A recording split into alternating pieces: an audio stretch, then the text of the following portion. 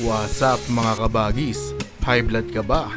Kung high blood ka, panoorin mo yung video na to hanggang sa dulo ha. Madali pa to sa 1, 2, 3. Tuturuan tayo ni Mang T. Let's go! Ayan mga kabagis, meron tayong balot dito. Balatan nyo lang tapos itabi nyo yung sabaw.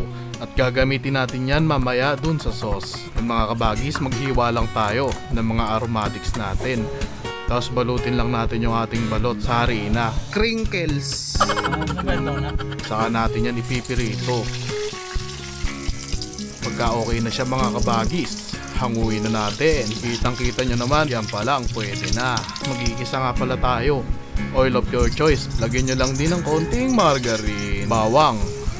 Tapos imekos-mekos nyo gamit yung kamay nyo. Saka yung hiniwa nating sangkaputak na sili. Lagyan lang natin siya ng harina mga kabagis, pampalapot.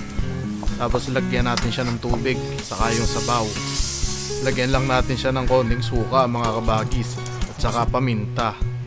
Siyempre pag okay na yung sauce natin mga kabagis, ano pa ba hinihintay natin mga kabagis?